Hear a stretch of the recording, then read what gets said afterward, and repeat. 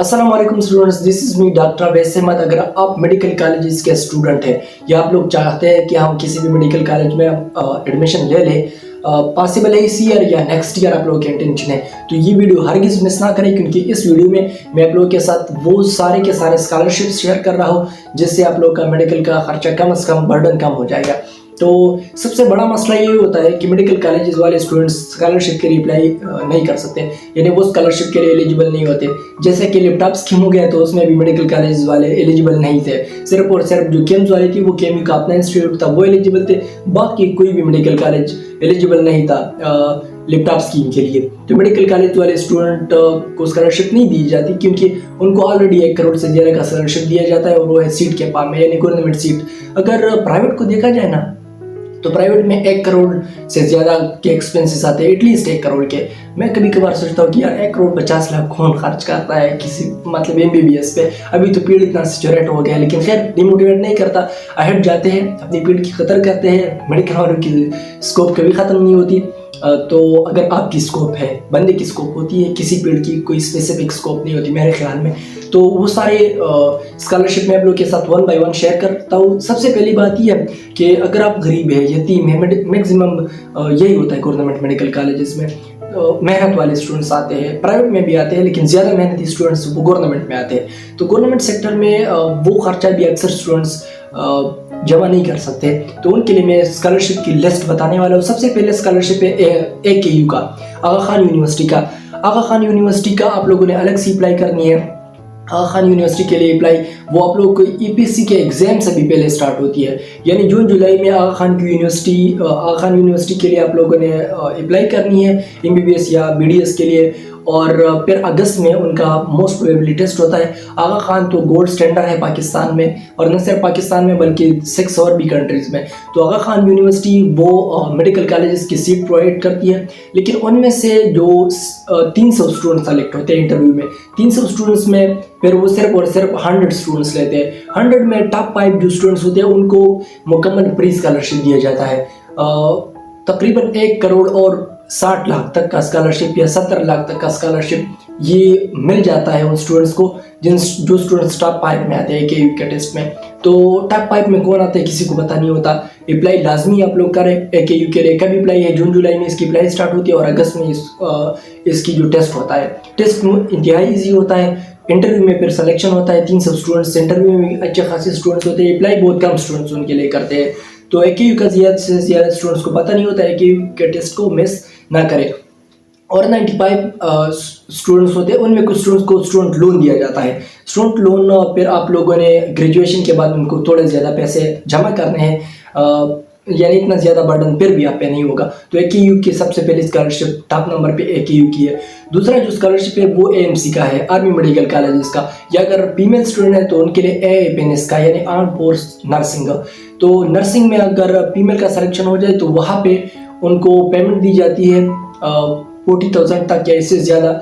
और अगर आप लोग मेल हो, AMC का टेस्ट दिया, तो AMC के बेस पे भी आप लोगों को ना सिर्फ मेडिकल कॉलेजेस में एडमिशन मिल जाता है या BDS में, बल्कि साथ में आप लोगों को P भी दी जाती है, स्टेपन भी दिया जाता है, जेब का खर्चा, और वो भी तकरीबन मेरे ख्याल में 40,000 से ज़्यादा होता है। जिस तरह कैडेट्स को दी जाती है ना, तो इस तरह आप लोगों को भी वो देते हैं। जिस तरह ICSB के कैडेट्स को दी जाती है ना 40,000 तक, इसी तरह आप लोगों को भी 40,000 तक AMC में दिया जाता है। तो AMC का अलग टेस्ट होता है, और वो डिपेंड नहीं करता कि आपका नम्स दिया है आपने या नहीं, नम्स के बेस पे भी होता है। उनके लिए मैंने अभी अलग वीडियो बनाई है, लेकिन वो डिपेंड नहीं करते AMC का सेपरेट टेस्ट कि आपने नम्स दिए या नहीं, या आपने MD दिया या नहीं। AMC का अपना एक अलग दुनिया है। तो AMC का दूसरा स्कॉलरशिप होता है। तीसरा स्कॉलरशिप नम्स का होता है। नम्स में एक तो AMC होती है, AMC की P कम होती है, यानी आप पैन कैडेट हो गए, 2 से 3 लाख तक उसका P होता है पर ईयर के एक्सपेंसेस। वो भी इतना नहीं है अगर देखा जाए AMC के एजुकेशन स्टैंडर्ड को। लेकिन वो स्टूडेंट्स जो प्राइवेट के लिए अप्लाई करते हैं, क्या उनको स्कॉलरशिप मिल सकता है या नहीं? स्कॉलरशिप मिल सकता है, लेकिन आप लोगों को स्कॉलरशिप पहले नहीं दिया जाता। सबसे पहले आपने एडमिशन लेनी है। एडमिशन आप लोग नम्स में ले लोगे। एडमिशन के बाद आप लोगों ने क्या करना है, आप लोगों ने जो नम्स की एडमिनिस्ट्रेशन होती है वहाँ पे जाना है, और स्कॉलरशिप का अपना पाम होता है नम्स के से यानी स्टूडेंट्स अफेयर सेक्शन से आप लोगों ने नम्स का पाम लेना है।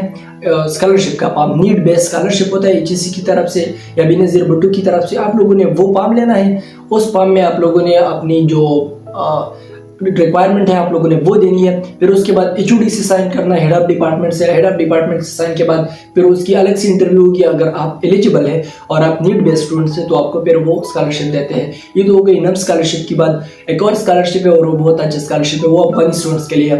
यानी अफगानिस्तान के वो स्टूडेंट्स जो चाहते हैं कि पाकिस्तान में MBBS करें तो उनको अफगानिस्तान से अप्लाई करनी है। उनके लिए स्पेसिफिक सीट्स होते हैं और उनको मेरे ख्याल में 4.5 लाख जितना स्कॉलरशिप दिया जाता है, वो ज़्यादा है। MBBS के साथ साथ पैसे भी। और ये तो हो गया अफगानी स्टूडेंट्स की बात। HEC की तरफ से ये स्कॉलरशिप होता है।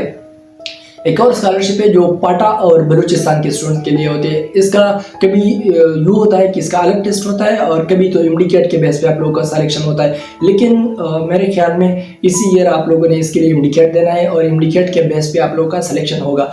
मेरिट भी MDCAT के बेस पे लगता है और कभी HEC भी काउंट होती है। इसका कुछ अलग क्राइटेरिया होता है, किसी को समझ नहीं आती कि HEC की पॉलिसी क्या है। लेकिन आप लोगों ने टेस्ट के लिए लाजमी अप्लाई करनी है। टेस्ट हुआ या नहीं, MDCAT तो आप लोगों ने दिया है, तो HEC के टेस्ट के लिए आप लोगों ने अप्लाई करनी है। HEC के टेस्ट में टेस्टिंग इंतहाई ईजी होता है, MDCAT के बेस पे सिलेक्शन होता है। ये मेनली पाटा इनके स्टूडेंट के लिए होता है। अच्छा, पाटा इनके स्टूडेंट कौन होते हैं?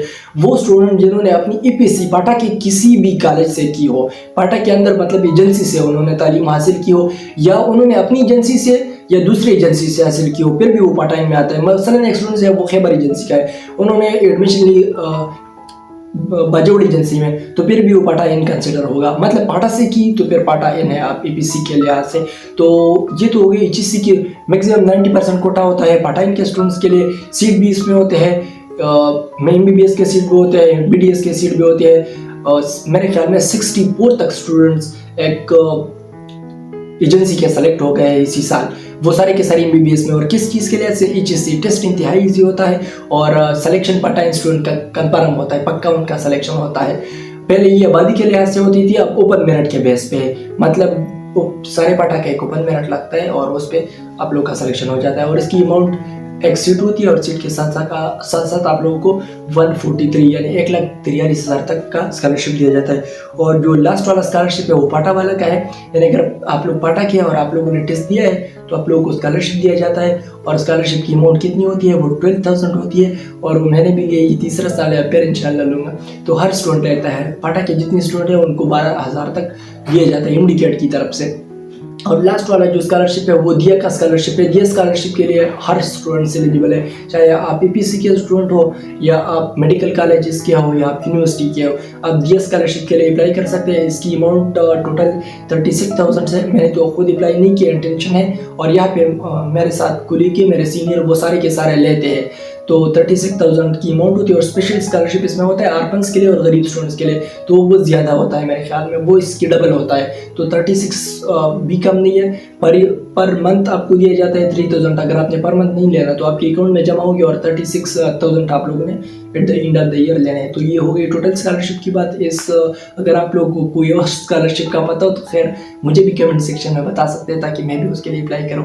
अगर चैनल पर नए हैं तो चैनल को सब्सक्राइब करें, अगर पुराने हैं तो अपने दोस्तों के साथ शेयर करें।